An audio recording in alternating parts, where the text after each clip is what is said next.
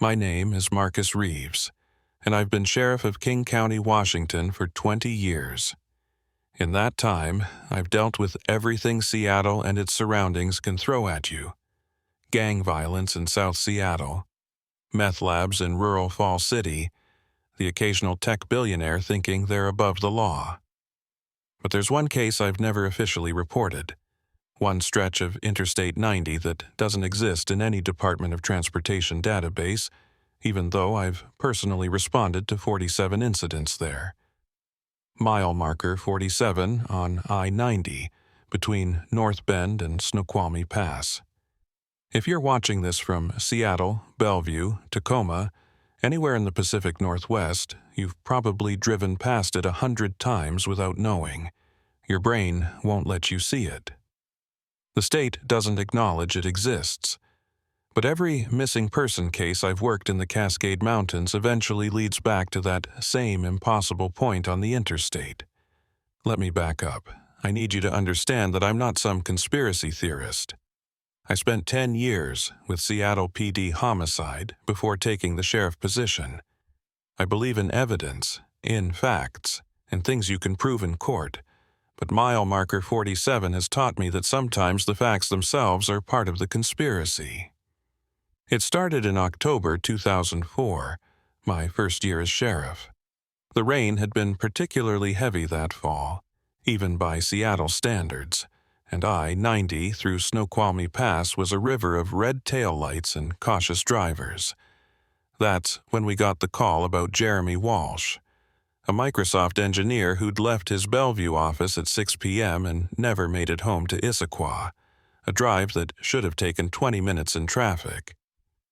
His Prius was found on the shoulder near what we recorded as mile marker 46.5, though when I look at those reports now, the numbers seem to shift, like they can't quite decide what they want to be.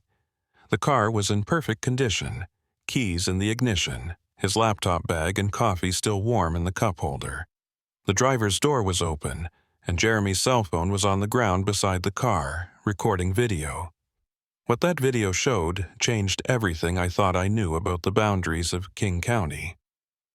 The footage was 18 minutes long. For the first 3 minutes, it showed the interior of Jeremy's car, NPR playing softly, windshield wipers beating their rhythm, the familiar crawl of I-90 traffic. Then, Jeremy's voice. "What the hell?" That wasn't there before. The phone moved as he picked it up, and through the rain-streaked window you could see it. A mile marker that glowed with a soft blue light, the number 47 seeming to pulse like a heartbeat. But it wasn't just the marker. Behind it, where there should have been forest and mountain, there was something else. A gap. Not darkness, not light, but an absence that hurt to look at even through the phone screen. "I'm going to check it out," Jeremy said, and you could hear the confusion in his voice, the compulsion. I need to see." The phone captured him getting out of the car, walking toward the mile marker. The rain didn't seem to touch him once he got within 10 feet of it. The audio became distorted, filled with what sounded like whispers in a language that predated human speech. The video showed Jeremy reaching out to touch the marker, and then nothing. The phone kept recording, but it was just 18 minutes of empty highway, cars passing by as if nothing had happened. Except if you watched carefully, if you knew what to look for, you could see that none of those cars were in the right lanes. They all swerved slightly, unconsciously avoiding something that their conscious minds couldn't perceive. I drove out there myself that night. I found the spot where Jeremy's car had been, found his phone still recording, though the battery should have died hours ago, but there was no mile marker 47. I checked the official DOT records. I-90 goes from mile marker 46 to 48, skipping 47 entirely. It had always been that way, according to the documentation, but I knew what I'd seen on that video. And when I stood in that spot in the rain, I could feel it. A wrongness in the air, a place where reality had been edited, but the seams still showed. Over the next few months, I started piecing together a pattern. Every few weeks, someone would go missing on that stretch of I-90. Different times of day, different weather conditions, but always at the same spot. The cases would be filed under different mile markers, 46.5, 47.8, between 46 and 48, but I knew they were all the same location. The victims had no connection to each other. Different ages, races, professions. The only thing they had in common was that they were all alone when they disappeared, and they all had some form of recording device that captured their last moments. Dashboard cameras, cell phones, even one guy with an old camcorder who'd been filming his drive through the mountains. Each recording showed the same thing. Mile marker 47 appearing where it shouldn't exist, that terrible gap in reality behind it, and the irresistible compulsion to investigate. I started keeping unofficial records, maintaining them at home rather than at the station. I mapped out the disappearances, tried to find patterns. They weren't random, they followed a schedule that took me months to decode, every 13 days, shifting by exactly 47 minutes each time. Someone with a mathematical mind might have seen it sooner, but once I recognized it, I could predict when the next disappearance would occur. February 15th, 2005, 3:47 a.m. I positioned myself at mile marker 46, watching the empty stretch of highway where 47 should be.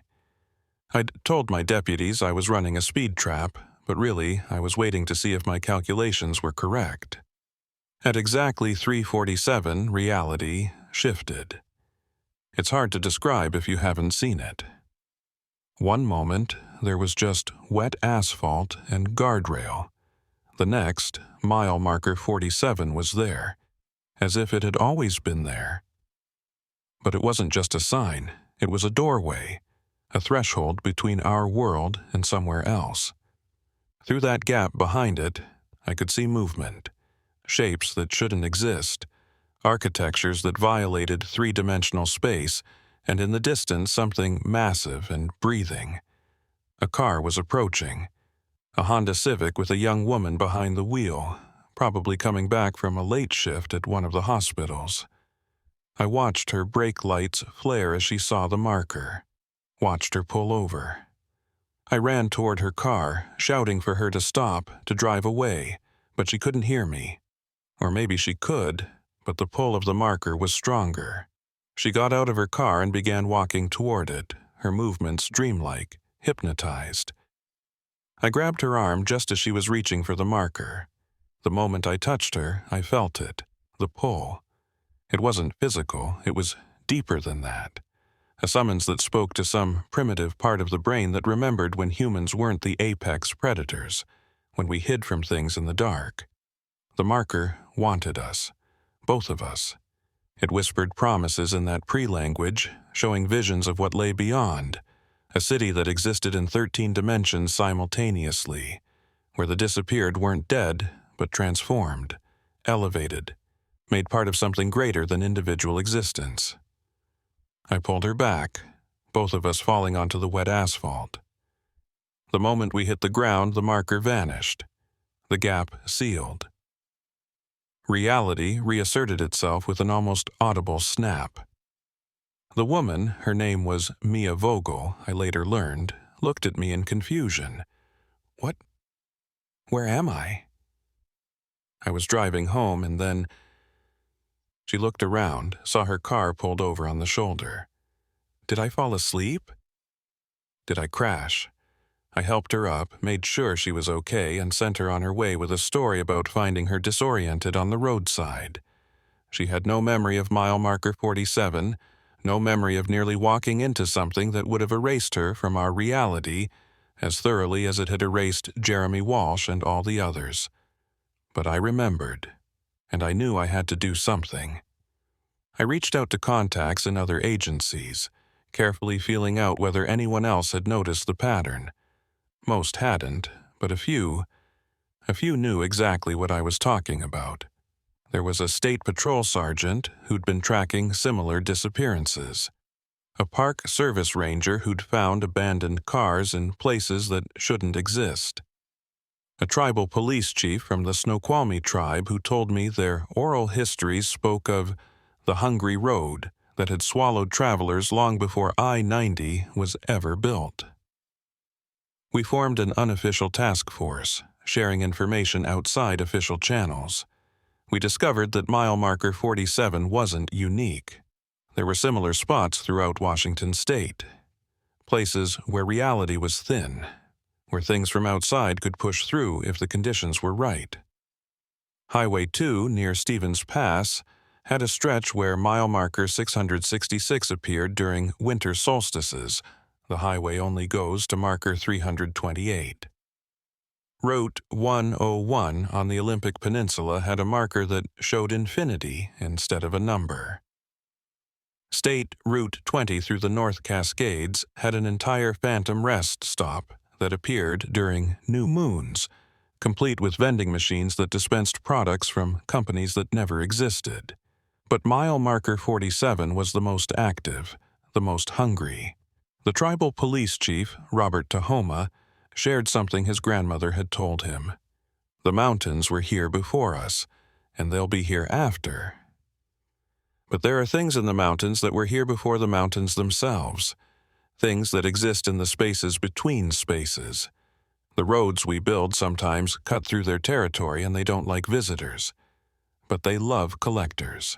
I didn't understand what he meant by collectors until March 2005, when everything escalated.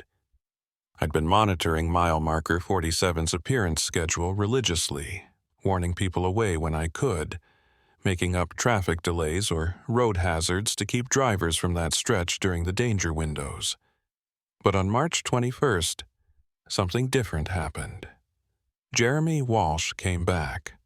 I was parked at my usual observation spot when a figure walked out of the empty air where mile marker 47 sometimes appeared. It was Jeremy, but also not Jeremy. He wore the same clothes he'd disappeared in 5 months earlier, but they looked new, untouched by weather or time. His skin had a translucent quality, like looking at someone through frosted glass. And his eyes reflected depths that human eyes shouldn't contain. He walked to the spot where his Prius had been abandoned and stood there, looking at the empty shoulder. Then he turned and looked directly at me, though I was parked 100 yards away in the dark.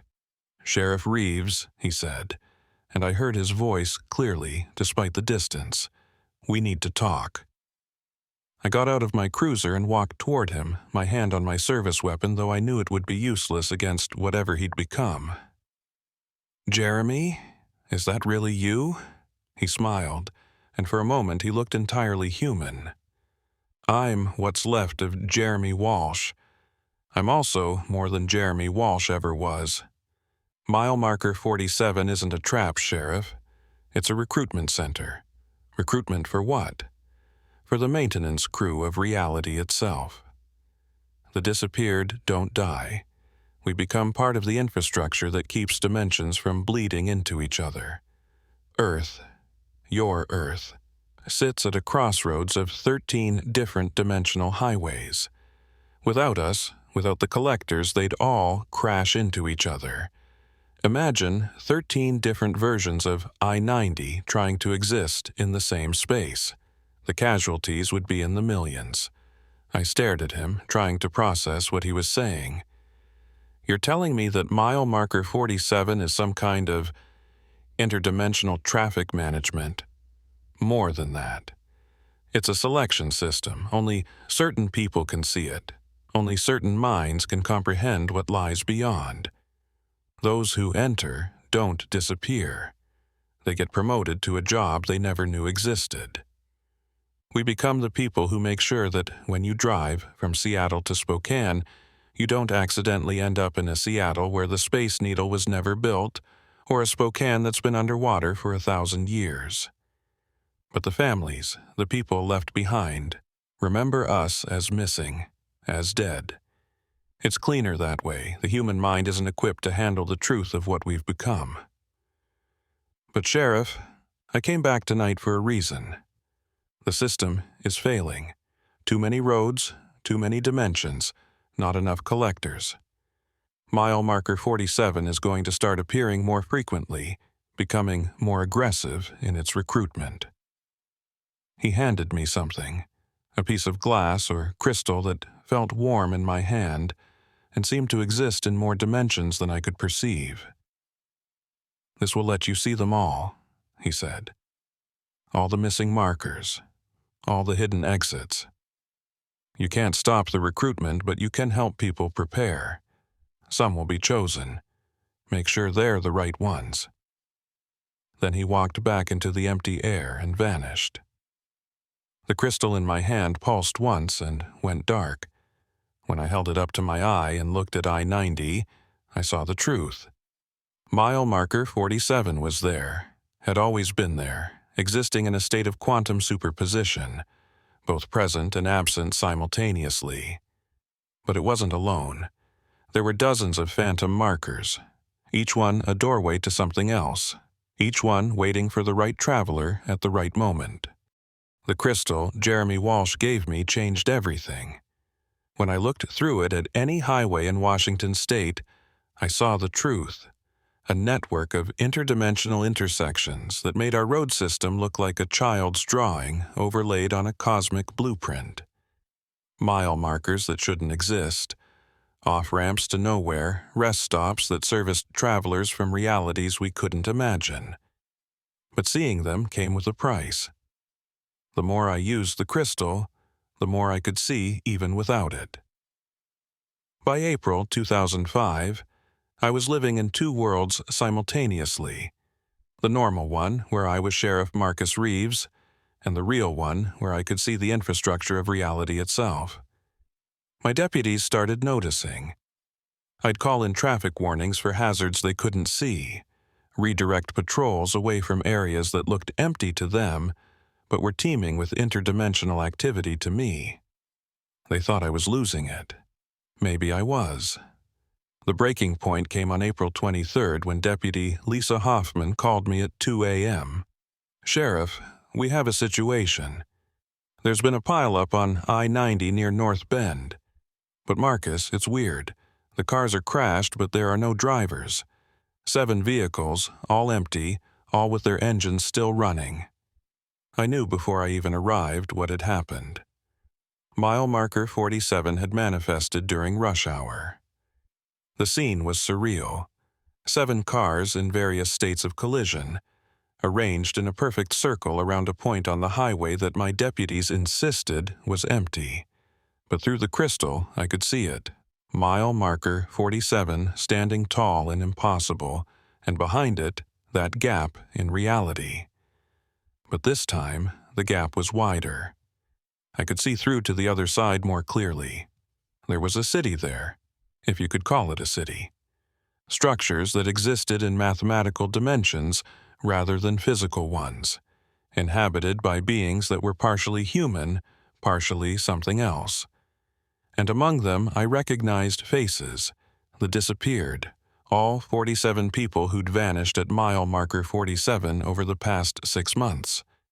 They weren't prisoners, they were working, maintaining vast machines that looked like they were made of crystallized space-time, monitoring screens that showed millions of parallel versions of I-90, making minute adjustments to keep them from interfering with each other. "Sheriff?" Lisa's voice snapped me back. "What do you want us to do?" "Secure the scene," I said, pocketing the crystal.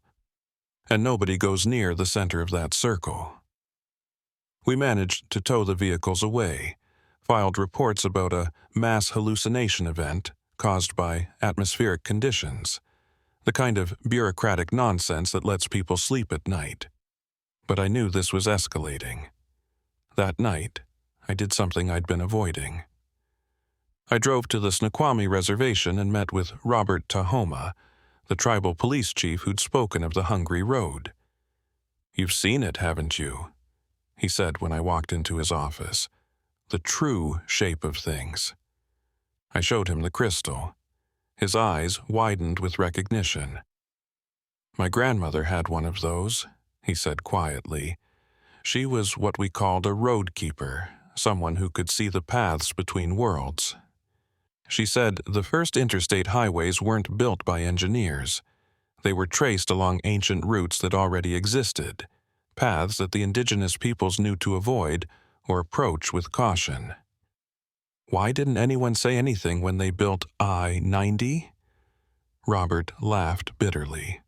"You think they'd have listened? Excuse me, federal government, but your highway plans intersect with 13-dimensional barriers and at least 3 apatite entities. They'd have built it anyway and just institutionalized anyone who complained." He pulled out an old map, hand-drawn on what looked like deerskin. It showed the Puget Sound region, but not as any modern map would represent it. Lines of force crisscrossed the area, and at certain intersections, symbols were drawn. Warnings, prayers, and markers. Here, he pointed to a spot that corresponded with mile marker 47. "This has always been a crossing point. The mountains channel energy, create a natural weakness between worlds. The highway just made it easier to access. So, what do we do?" My grandmother would say, "Feed it. The crossing points aren't malevolent, they're necessary. They're pressure valves. Without them, the barriers between worlds would either collapse entirely or become so rigid that reality would shatter like glass under tension." The disappeared. They're not victims. They're selected. Selected for what? To become part of the mechanism that keeps everything running. Think of reality like a highway system. You need maintenance crews, traffic controllers, engineers. The disappeared become those workers, but for the cosmic infrastructure. I thought about Jeremy Walsh, translucent and transformed, talking about his new job maintaining dimensional barriers. But why take people? Why not just ask for volunteers? Robert smiled sadly. "Would you volunteer to give up everything you know, everyone you love, to become a cosmic traffic controller?" The crossing points select people who are already partially disconnected. Those who drive alone at night, who are between places in their lives who won't be immediately missed, or whose absence won't cause reality ripples. That's horrible. That's survival. Not just ours. Every version of Earth that exists along this dimensional highway. Over the next few weeks, I struggled with this knowledge. I continued my patrols, continued trying to warn people away from mile marker 47 during its manifestation windows, but I also started researching the disappeared more carefully. Jeremy Walsh, no family, few friends, worked remotely. Mia Martinez, recently divorced, estranged from relatives, night shift nurse. David Kim, graduate student, living alone. Thesis advisor on sabbatical. The pattern was clear. Mile marker 47 selected people whose disappearance would cause minimal disruption. It was horrible and logical in equal measure. Then, on May 15th, 2005, everything changed again. I received a package at my home. No return address, no postal marks, just my name written in handwriting that seemed to shift between different styles. Inside was a letter and a photograph. The photograph showed a massive control room, like NASA mission control but impossibly larger, with screens showing thousands of different versions of Washington State. In the center, clearly visible, was Jeremy Walsh at some kind of control station. But there were others too, people I recognized from missing persons cases going back decades. The letter read, "Sheriff Reeves, the system is failing." Not just at mile marker 47, but at all the crossing points globally. "We need more collectors, but the selection process is too slow. The random recruitment isn't working anymore. You've been chosen as a shepherd. Your job is to identify candidates, people who could handle the transition, who have the right psychological profile to become collectors without losing their sanity. Look for high spatial intelligence, comfort with solitude, flexible reality perception, minimal social attachments, strong sense of duty. When you identify someone, have them drive past mile marker 47 during a manifestation window. If they're right for the job, they'll see it. If not, they'll pass by unaware. We're not asking you to sacrifice people. We're asking you to help us find those who are already halfway gone, already living between worlds, and give them purpose on a cosmic scale. The alternative is a cascade failure. 13 versions of Seattle trying to exist in the same space, millions of deaths as realities collapse into each other. Choose wisely. The Collected. I burned the letter, but I couldn't forget its contents. Was I really being asked to feed people to an interdimensional recruitment system? Or was I being offered a chance to prevent a catastrophe beyond imagination? I started paying closer attention to the people around me, looking for signs, patterns. Who was disconnected enough to disappear without causing ripples, but stable enough to handle the truth of what they'd become? The first person I identified was Thomas Anderson. Yes, really, and yes, he'd heard all the Matrix jokes. He was a game designer working on something called augmented reality, overlaying digital information on the real world. But Tom saw more than digital overlays.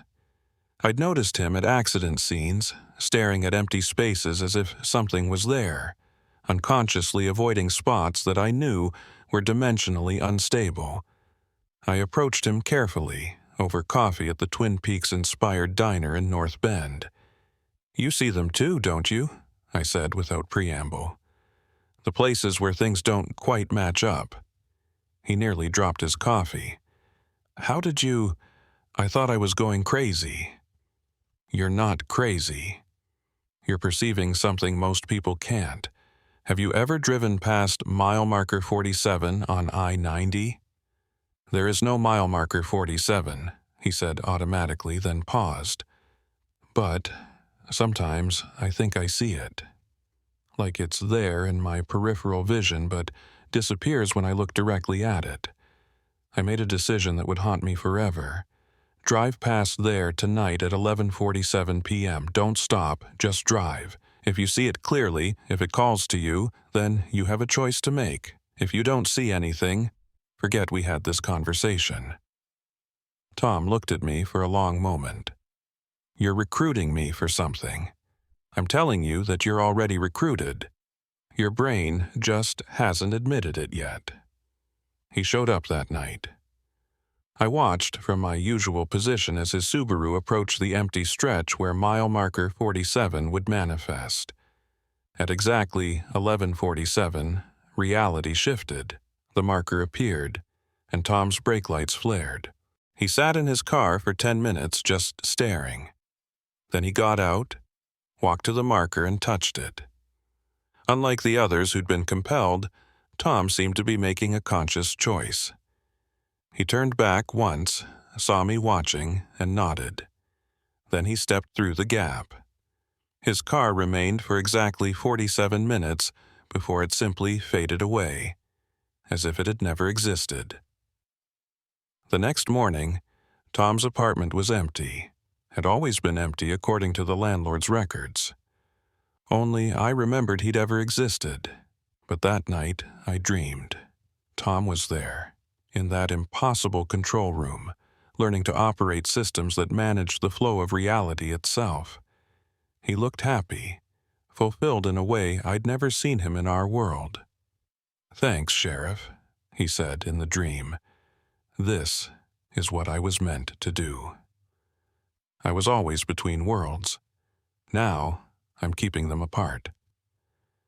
I woke with tears on my face, not sure if they were from relief or guilt. Over the next months, I became what the letter had called me, a shepherd. I identified 12 more candidates, people who were already partially disconnected from our reality. Some were artists who painted impossible geometries. Some were programmers who dreamed in code that shouldn't compile but did. Some were just lonely souls who'd always felt like they were living in the wrong dimension. I didn't force anyone, I just pointed them toward mile marker 47 at the right time.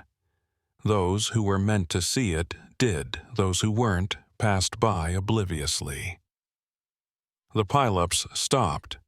The random disappearances ended. The system stabilized. But the weight of it was crushing me.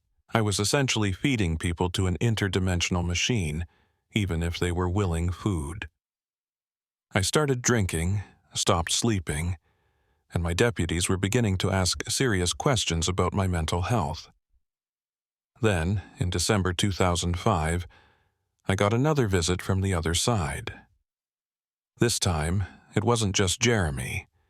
It was all of them, everyone I'd shepherded to mile marker 47. They stood on I-90 in the middle of the night, translucent and shimmering, existing in multiple dimensions simultaneously. "We need to show you something," Jeremy said. They surrounded me, and suddenly I wasn't on I-90 anymore. I was in the space between spaces, seeing reality from the outside. It was like looking at a massive highway interchange from above, but instead of roads, there were timelines, dimensions, possible worlds all intersecting and diverging. And it was chaos.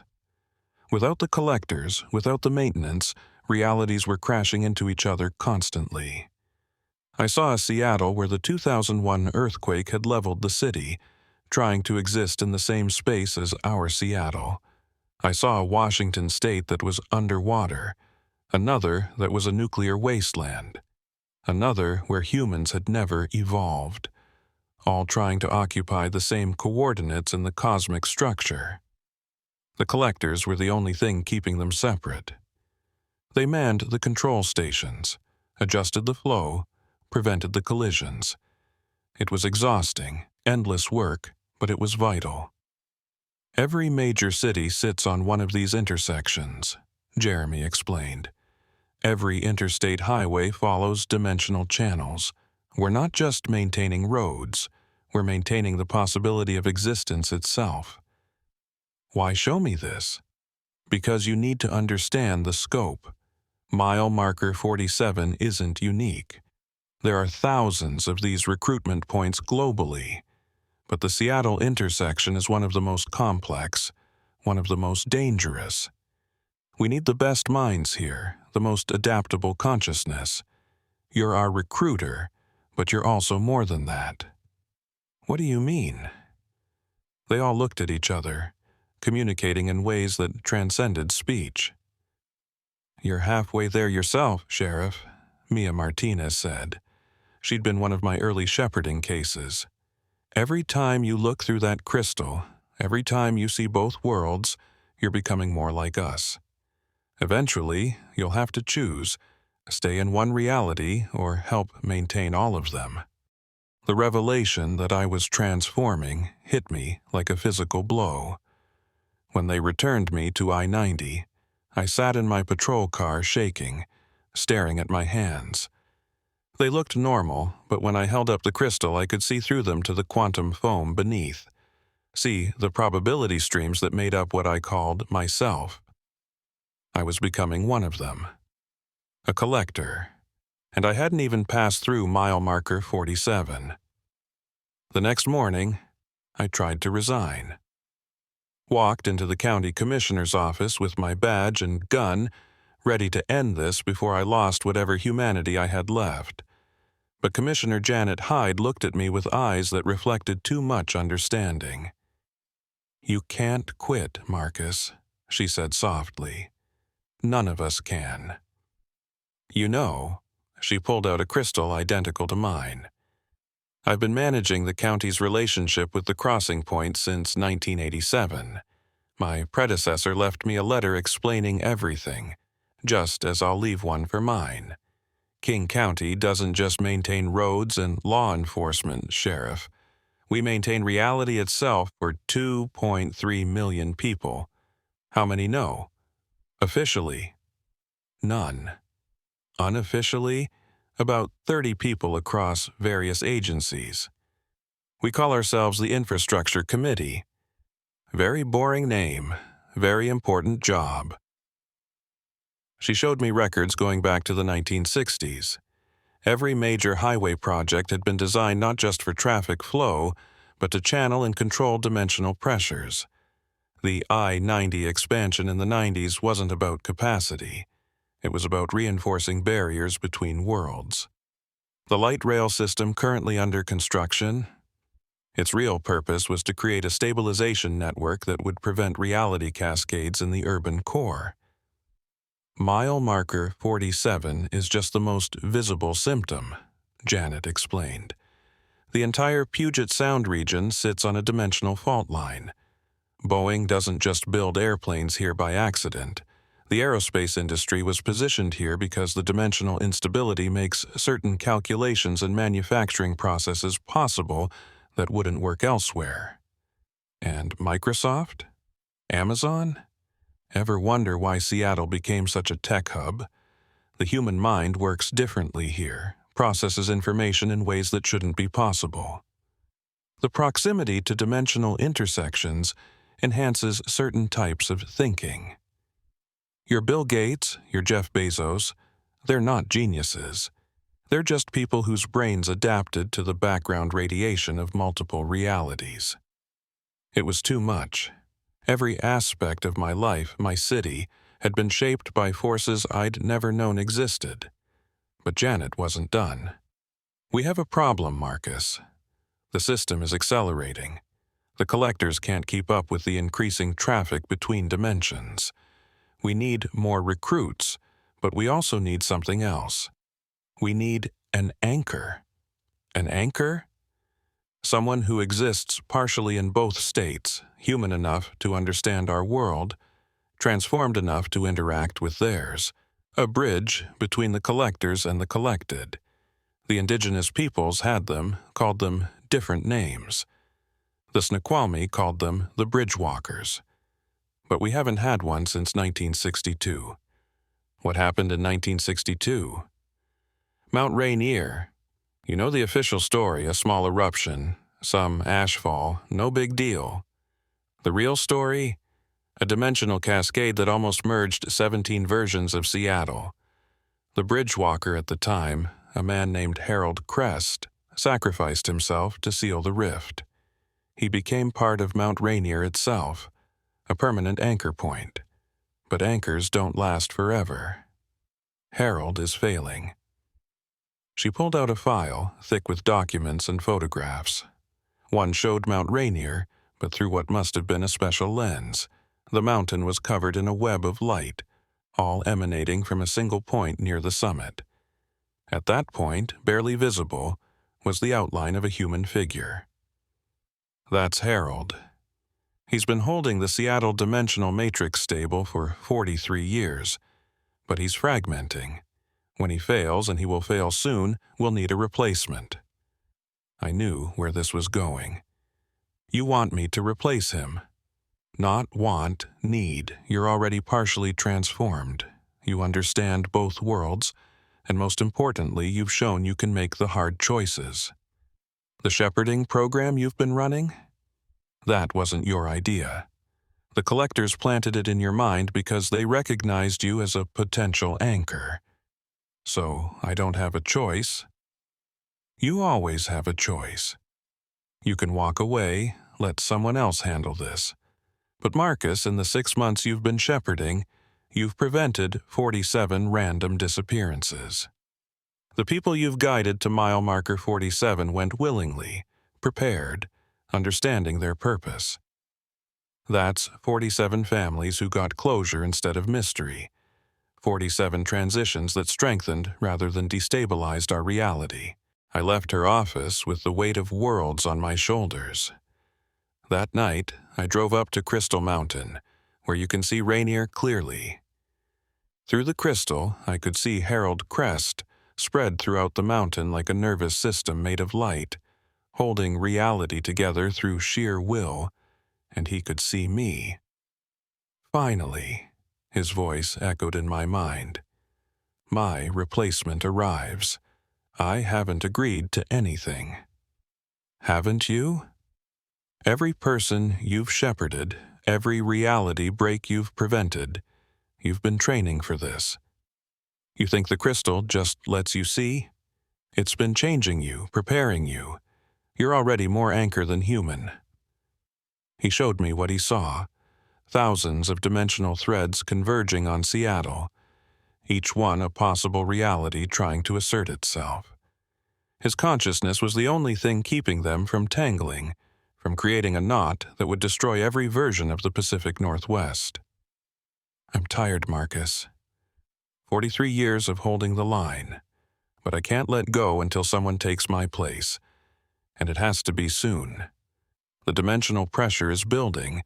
There's something coming, something that will test every barrier we have. What's coming? December 21st, 2005, the winter solstice. But more than that, it's a dimensional alignment that happens once every 2,847 years. Every reality that contains a version of Earth will align at exactly the same space-time coordinates. Without proper anchoring, they'll all try to exist in the same place simultaneously. That's in 2 weeks. 2 weeks to decide if you'll save millions of lives by sacrificing your humanity or remain human and watch reality collapse. I spent those 2 weeks setting my affairs in order. I wrote letters to people who mattered, though they'd never understand why I was really saying goodbye.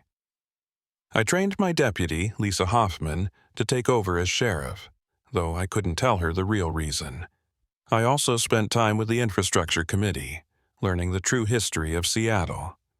The Great Seattle Fire of 1889 wasn't about wooden buildings. It was about burning out a dimensional infestation. The 1949 earthquake was actually a controlled demolition of reality barriers that had become too rigid. The 1962 World's Fair and the Space Needle weren't about showcasing the future. They were about creating a massive anchor point in the heart of the city, a stabilization node that still functions today. Every piece of Seattle's history had been shaped by the need to manage our position on the dimensional crossroads. On December 19th, 2 days before the alignment, I met with Robert Tahoma one last time. He performed a ceremony, something his ancestors had done for bridgewalkers throughout history. He painted symbols on my skin with a mixture that seemed to exist in multiple states simultaneously: solid, liquid, gas, and something else. These will help you maintain your identity, he said. The danger isn't death, it's dissolution. Becoming so spread out across dimensions that you forget you were ever a single person. The symbols will remind your consciousness to cohere. That night, the collectors came to me in a dream that wasn't a dream. All of them, everyone I'd shepherded, everyone who'd passed through mile marker 47 in the last 50 years. They stood in a vast circle, and in the center was a chair made of crystallized space-time. "It's time," Jeremy Walsh said. "The anchor point is prepared. Harold is ready to let go. Are you ready to take his place?" I wanted to say no. Every human instinct screamed against it. But then I saw them, millions of possible futures spreading out from this moment. In the ones where I walked away, Seattle ceased to exist in every timeline simultaneously. In the ones where I accepted, the city survived, evolved, became something greater. What exactly happens to me? You become the focal point for the entire Pacific Northwest dimensional matrix. Your consciousness expands to monitor and maintain thousands of reality streams simultaneously. Your physical form becomes distributed through the anchor points: Mount Rainier, the Space Needle, mile marker 47, and 17 other locations. You'll still be you, but you'll also be more than you. Will I be alone? Never. You'll be connected to every anchor globally, every collector in the system. You'll be part of the greatest consciousness network in the known multiverse. And sometimes, on quiet nights, you'll be able to manifest physically, to walk among humans, to remember what it was like to be singular. I made my decision. On December 20th, I drove to mile marker 47 one last time, but I didn't wait for it to manifest. I could see it now constantly, existing in all states simultaneously. The gap behind it was no longer terrifying. It was familiar, almost welcoming. My deputies were handling a multi-car pileup a few miles away, carefully orchestrated by the infrastructure committee to keep them busy. I was alone on the highway, standing before the marker that had defined the last year of my life. I reached out and touched it. The transformation wasn't painful, it was overwhelming. My consciousness exploded outward, spreading through the dimensional framework of the Pacific Northwest like water through a vast network of pipes. I could feel every road, every building, every person as a distinct pressure point in the fabric of space-time. I felt Harold Crest's relief as he finally let go, his consciousness collapsing back to a single point before dissipating into whatever comes after anchor duty. His last thought was thank you. Then the alignment began. If you've ever stood at the center of a hurricane, you know the strange calm that exists there while chaos rages all around. That's what being an anchor felt like. Millions of realities pressed against each other, trying to occupy the same space, and I was the only thing keeping them separate. I spread myself through the anchor points. Part of me was in Mount Rainier, feeling the geological pressure of 17 different versions of the mountain. Part was in the Space Needle, its steel structure resonating with frequencies from dimensions where it was made of crystal, wood, or materials that don't exist in baseline reality. Part was at mile marker 47, the original wound that had become a doorway. The pressure was incredible. Each reality had its own Seattle, its own history, its own version of events. I had to keep them all separate while allowing the necessary exchanges, the ideas, innovations, and insights that made Seattle what it was. I saw versions where the city was underwater, where it was a utopia, where it had never been founded. I saw timelines where I had made different choices, where I'd never become sheriff, where I'd died in that confrontation with Jeremy Walsh. All equally real, all trying to exist. For 17 hours, I held them apart. The collectors worked frantically, adjusting flows, redirecting pressures, but I was the central point, the anchor that everything else referenced. Without me, their work would have been meaningless. And then, as the sun set on December 21st, the alignment passed. The realities separated, returning to their proper dimensions. The pressure eased. I had survived. Seattle had survived. Reality itself had survived. But I was forever changed. It's been 20 years since I became the anchor for Seattle's dimensional matrix. 20 years of existing everywhere and nowhere, of being Marcus Reeves, and something infinitely larger. If you're watching this, it's because the time has come for you to know the truth about the city you live in, the roads you drive on, and the reality you take for granted. I can manifest physically for exactly 47 minutes every 13 days.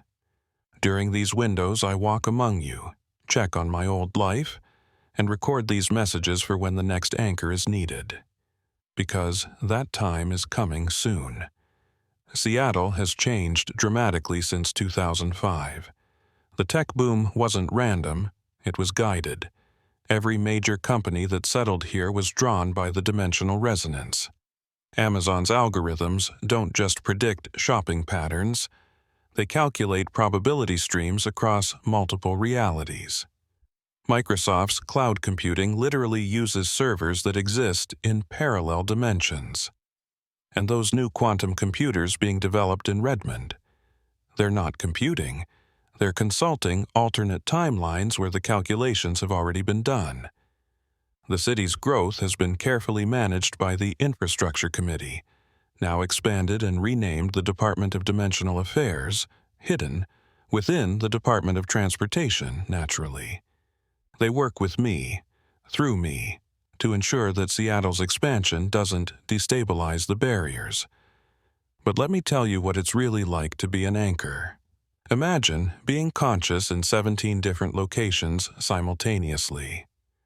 Right now, part of me is in Mount Rainier, feeling the pressure of tectonic plates that exist in dimensions where the ring of fire is active, dormant, or never formed.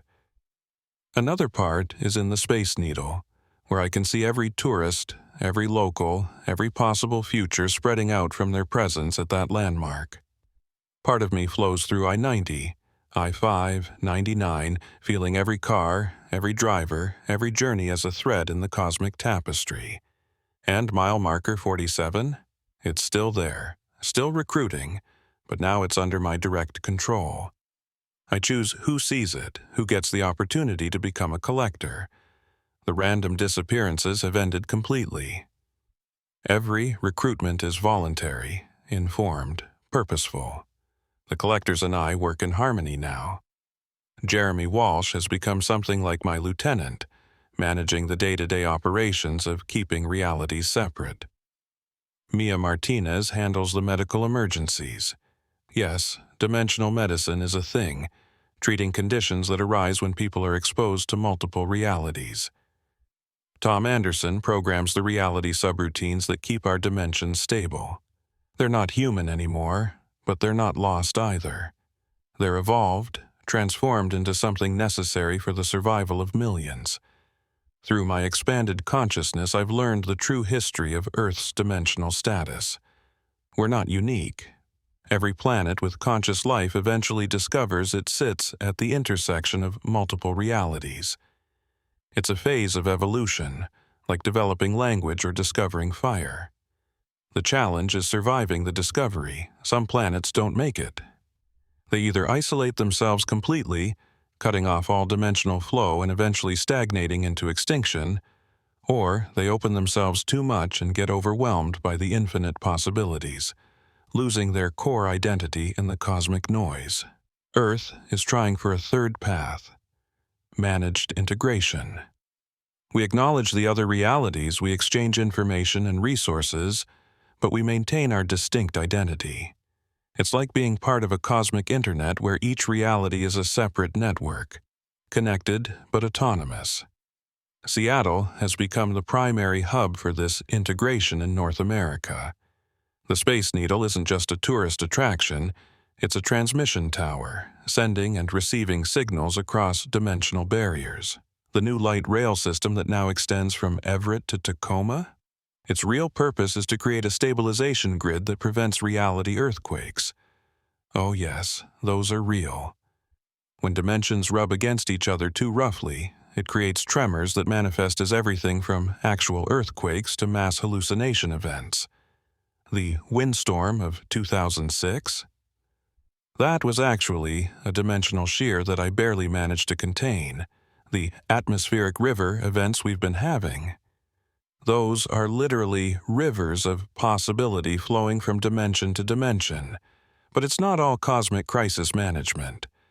There's beauty in this role too. I see every possible Seattle simultaneously. I see the version where the Sonics never left, where the kingdom still stands, where the waterfront was never developed. I see Seattles that are underwater, underground, or floating in the clouds. Each one is real. Each one has millions of people living their lives, unaware of the others. Sometimes, beneficial traits leak through. That's why Seattle has such a vibrant music scene. We're unconsciously influenced by dimensions where different musical evolution occurred. Our coffee culture? We're tasting echoes of realities where coffee evolved differently, creating flavor profiles that shouldn't exist in our baseline dimension. The Seattle freeze, that social phenomenon where locals are polite but distant, that's actually a psychological defense mechanism. People who live near dimensional intersections unconsciously maintain emotional barriers to prevent their consciousness from spreading across realities. It's not unfriendliness. It's existential self-preservation. But now I need to talk about why I'm recording this message. why the time has come for revelation. The system is evolving. For the past century, the dimensional management has been hidden, secret, known only to a select few. But that's changing. The barriers between realities aren't weakening. They're becoming more permeable, not breaking down, but allowing for more conscious interaction. In the next 5 years, Seattle will experience what we call a consciousness cascade. The general population will become aware of the dimensional nature of reality. It won't happen all at once. That would cause mass panic and psychological breakdown. Instead, it will be gradual. People will start having dreams of alternate lives. They'll experience déjà vu that isn't memory, but dimension bleed. They'll begin to see the phantom mile markers, the roads that exist in superposition. The Infrastructure Committee has been preparing. The new mental health initiatives the city has been promoting. They're actually training programs for dimensional awareness. The earthquake preparedness drills, they're teaching people how to respond to reality shifts. The push for sustainable living, it's about reducing the resource drain that comes from existing in multiple dimensions simultaneously. But most importantly, we need a new anchor. My time is limited. Being an anchor isn't sustainable indefinitely.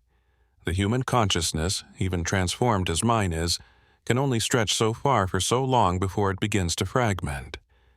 Harold Crest lasted 43 years. I've managed 20, but I'm approaching my limit. I can feel myself spreading too thin, forgetting which thoughts are mine and which belong to the versions of me in other dimensions. The next anchor has already been chosen, though they don't know it yet. They're out there right now, probably living a normal life.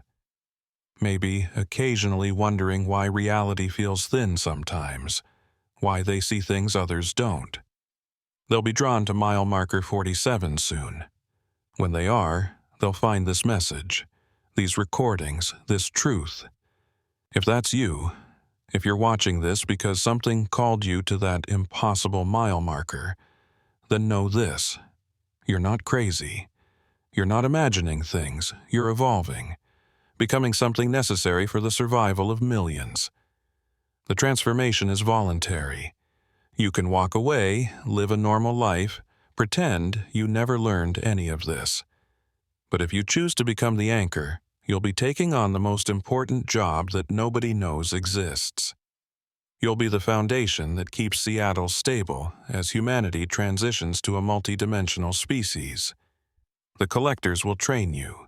The Infrastructure Committee will support you, and I'll be here, in whatever form I can maintain, to guide the transition. You won't be alone, even when you're spread across 17 dimensions simultaneously.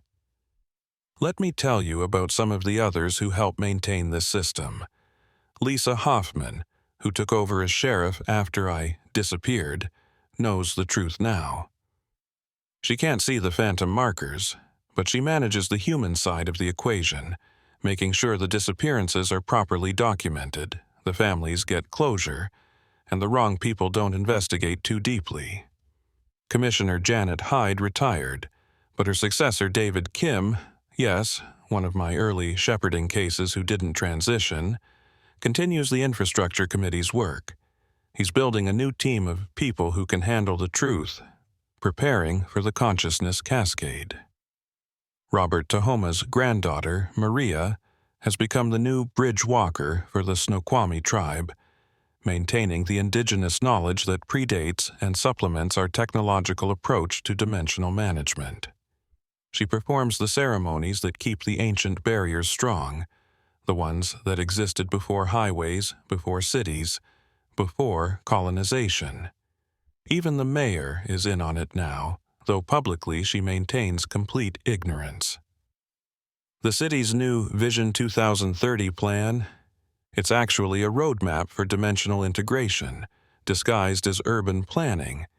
But the real heroes are the collectors, those who gave up their humanity to become the maintenance crew of reality. There are now 347 of them working the Seattle metropolitan area alone. Each one a former human who chose to evolve beyond individual existence. They don't regret it. I know because I'm connected to all of them. They've found purpose on a cosmic scale, becoming part of something greater than any single life could offer. The tourist who vanished from Pike Place Market last week? She's now managing the dimensional flow through the waterfront, preventing the fish-throwing tradition from accidentally opening a portal to dimensions where seafood evolved sentience. The Microsoft engineer who disappeared on the 520 bridge? He's coding reality patches that prevent the floating bridge from existing in multiple states simultaneously. The barista who went missing from that Capitol Hill coffee shop? She's harmonizing the dimensional resonances that make Seattle's coffee culture possible. Each one chose this. Each one saw mile marker 47 or one of its sister markers, felt the call, and answered. They're not dead, not lost. They're transformed, essential, eternal in their own way. As for me, I exist now as something between human and infrastructure. I am Marcus Reeves, but I'm also the consciousness that flows through every road in King County.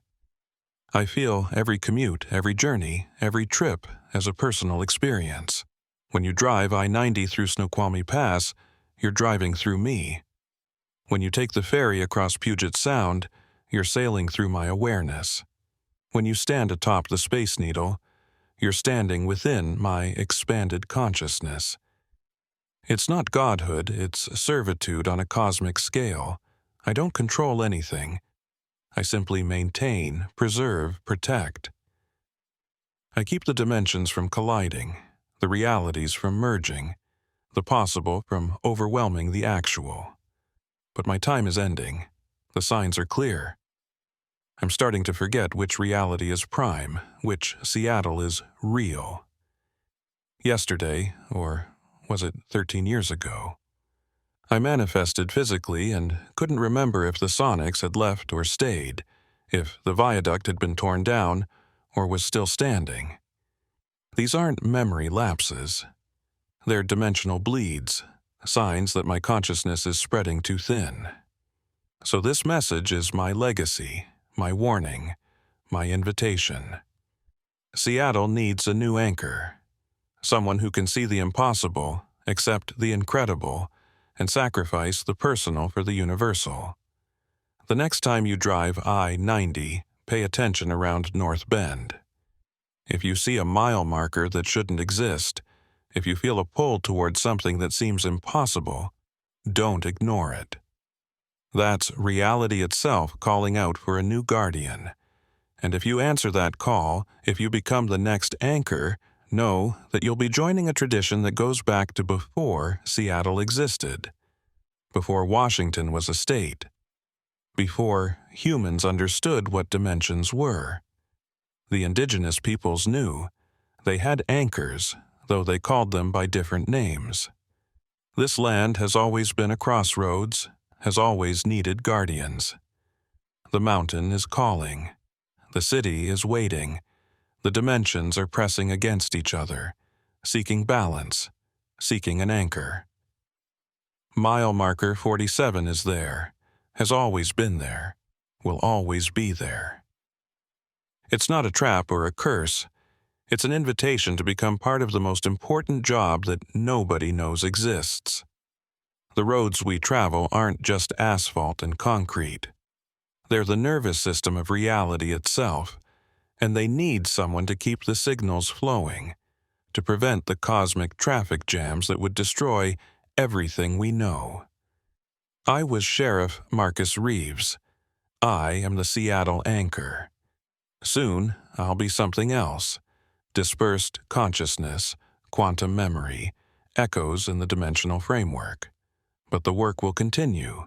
It has to, because without anchors, without collectors, without the invisible infrastructure we maintain, Seattle, and every city at a dimensional crossroads, would collapse into impossibility.